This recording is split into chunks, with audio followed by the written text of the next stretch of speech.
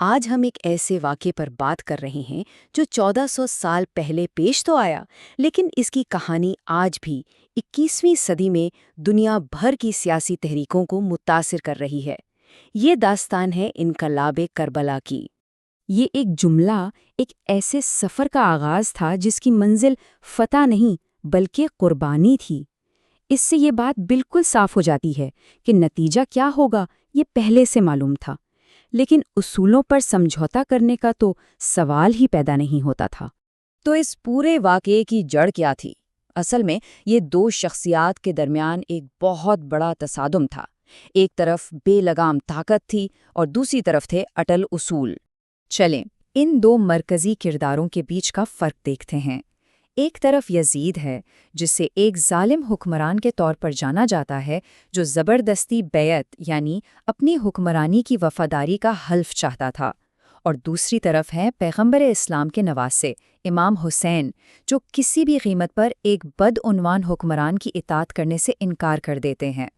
تو جب انتخاب صرف دو چیزوں کے درمیان رہ گیا، بیعت یا موت، تو امام حسین نے مزاحمت کا پہلا قدم اٹھایا۔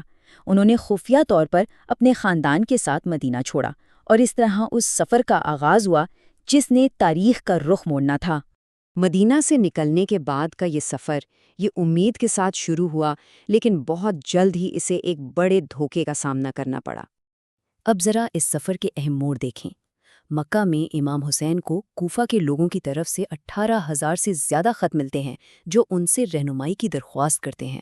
ایک امید پیدا ہوتی ہے، لیکن جب وہ اپنے ایلچی مسلم بن عقیل کو وہاں بھیجتے ہیں تو انہیں بے دردی سے شہید کر دیا جاتا ہے۔ اس کھلے دھوکے کے باوجود امام حسین اپنا سفر جاری رکھنے کا فیصلہ کرتے ہیں، اور آخرکار کربلا کے صحرا میں یزید کی ایک بہت بڑی فوج ان کے چھوٹے سے قافلے کو گھیر لیتی ہے۔ اور اب ہم کہانی کے کلائمیکس پر پہنچتے ہیں، کربلا کی سرزمین پر۔ یہاں ایک چھوٹا سا گروہ ایک بہت بڑی فوج کے محاصرے میں ہے۔ یہ صرف ایک جنگ نہیں تھی، بلکہ اصولوں اور صبر کا ایک بہت کڑا امتحان تھا۔ ایک طرف تھے امام حسین اور ان کے خاندان اور ساتھیوں سمیت صرف بہتر لوگ، ایک چھوٹا سا گروہ جو اپنے ایمان پر ڈٹا ہوا تھا، اور ان کے مقابلے میں یزید کی فوج 30,000 سے بھی زیادہ سپاہیوں پر مشتمل تھی۔ یہ تعداد ہی بتا دیتی ہے کہ حالات کتنے زیادہ بلکہ ناممکن حد تک مشکل تھے۔ اس کے بعد جو ہوا وہ تاریخ کے سب سے دل دہلا دینے والے واقعات میں سے ایک ہے۔ سب سے پہلے پانی بند کر دیا گیا۔ کئی دنوں کی پیاس کے بعد جب بچوں کے لیے پانی مانگا گیا تو جواب میں امام حسین کے 6 مہینے کے بیٹے کو تیر کا نشانہ بنایا گیا۔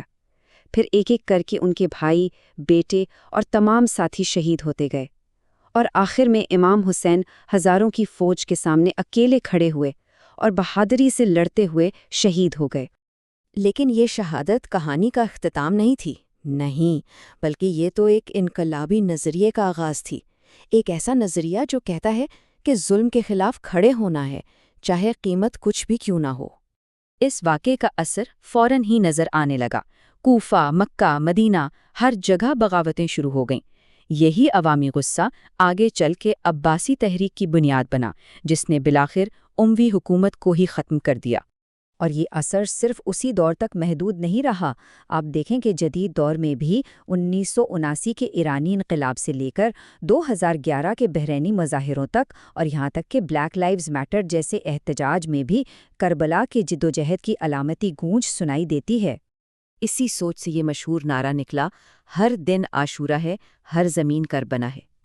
اس کا مطلب یہ ہے کہ ظلم اور انصاف کی جنگ کسی ایک دن یا کسی ایک جگہ کے لیے نہیں ہے، یہ ایک مستقل جدوجہد ہے جو ہر دور میں ہر جگہ جاری رہتی ہے۔